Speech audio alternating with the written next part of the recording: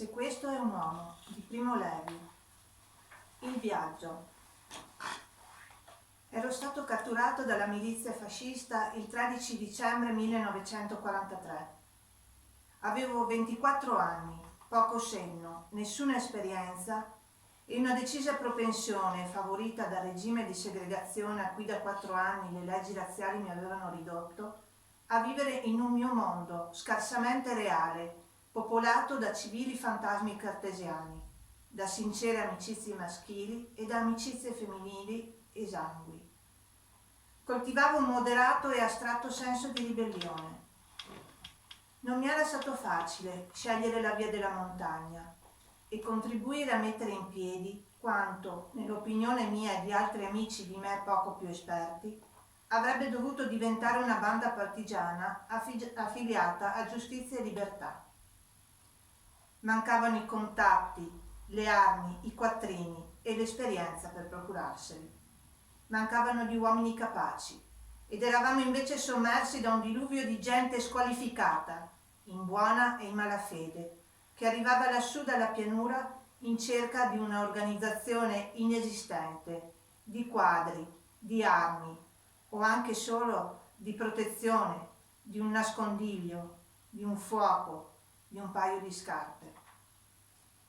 A quel tempo non mi era stata ancora insegnata la dottrina che dovevo più tardi rapidamente imparare in lager e secondo la quale primo ufficio dell'uomo è perseguire i propri scopi con mezzi idonei e chi sbaglia paga. Per cui non posso che considerare conforme a giustizia il successivo svolgersi dei fatti. 3 centurie della milizia, partite in piena notte per sorprendere un'altra banda, di noi ben più potente e pericolosa, annidata nella valle contigua, irruppero in una spettrale alba di neve nel nostro rifugio e mi condussero a valle come persona sospetta.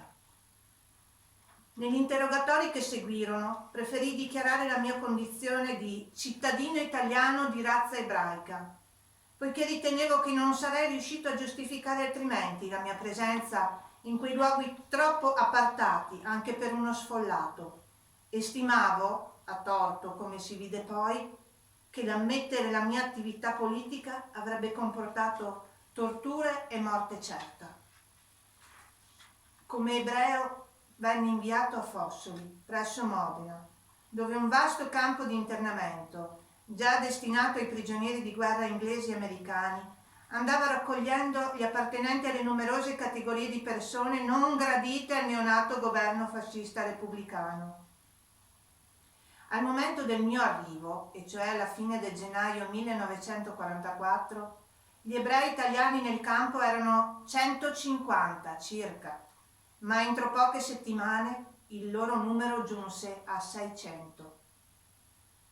Si trattava per lo più di intere famiglie, catturate dai fascisti o dai nazisti per loro imprudenza o in seguito a delazione.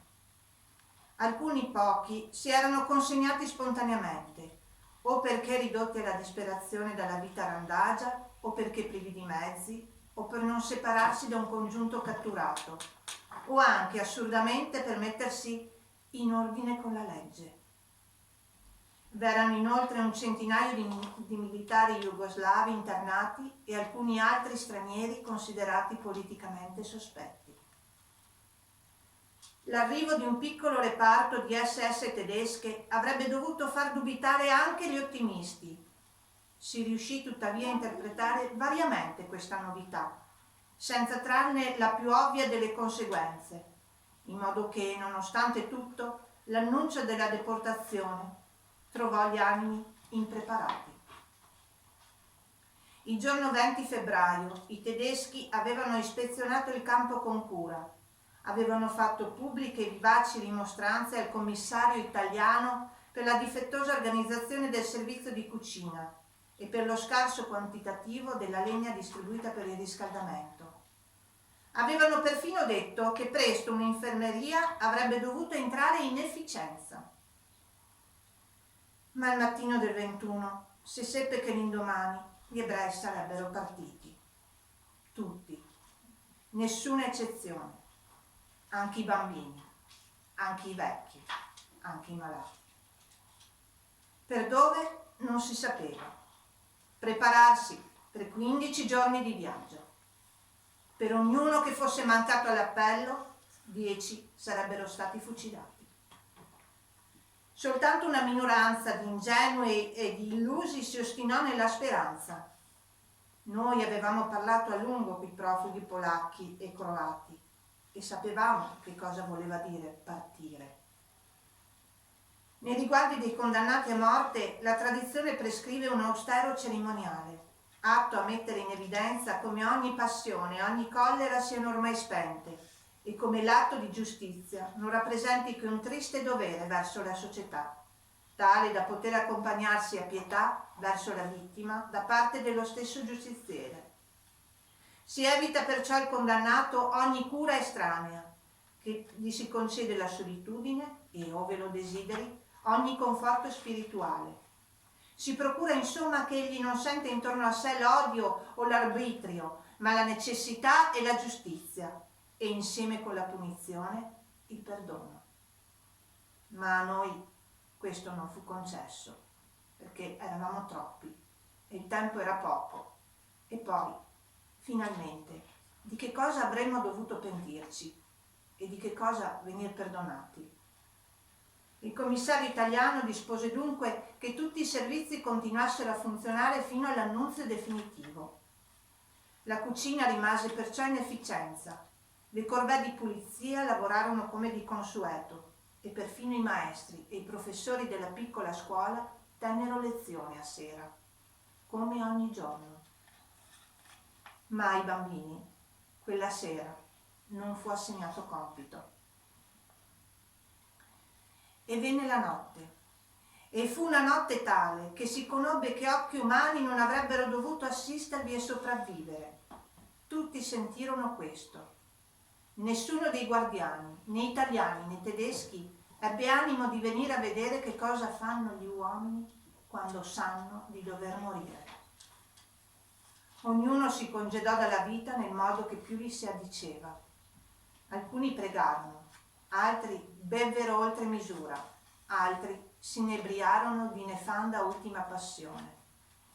Ma le madri vegliarono a preparare con dolce cura il cibo per il viaggio, e lavarono i bambini, e fecero i bagagli, e all'alba i fili spinati erano pieni di biancheria infantile stesa al vento ad asciugare, e non dimenticarono le fasce, e i giocattoli, e i cuscini, e le 100 piccole cose che esse ben sanno, e di cui i bambini hanno in ogni caso bisogno.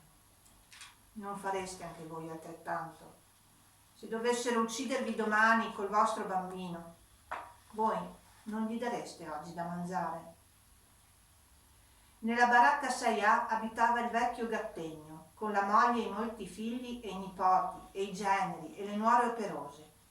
Tutti gli uomini erano falegnami, venivano da Tripoli attraverso molti e lunghi viaggi, e sempre avevano portati con sé gli strumenti del mestiere, e la batteria di cucina, e le fisarmoniche, e il violino per suonare e ballare dopo la giornata di lavoro, perché erano gente lieta e pia.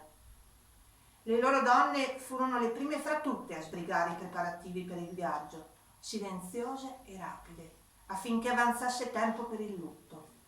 E quando tutto fu pronto, le focacce cotte, i fagotti legati, allora si scalzarono, si sciolsero i capelli e disposero al suolo le candele funebri e le accesero secondo il costume dei padri e sedettero a terra a cerchio per la lamentazione e tutta notte pregarono e piansero. Noi sostammo numerosi davanti alla loro porta e ci discese nell'anima, nuovo per noi, il dolore antico del popolo che non ha terra, il dolore senza speranza dell'esodo ogni secolo rinnovato.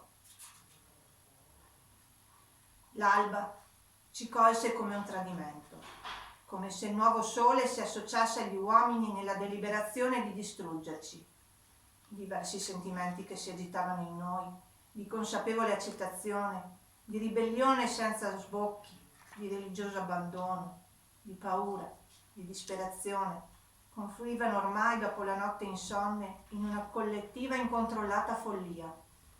Il tempo di meditare, il tempo di stabilire erano conchiusi e ogni moto di ragione si sciolse nel tumulto senza vincoli, su cui, dolorosi come colpi di spada, emergevano in un lampo, così vicini ancora nel tempo e nello spazio, i ricordi buoni delle nostre case. Molte cose furono allora fra noi dette e fatte, ma di queste è bene che non resti memoria.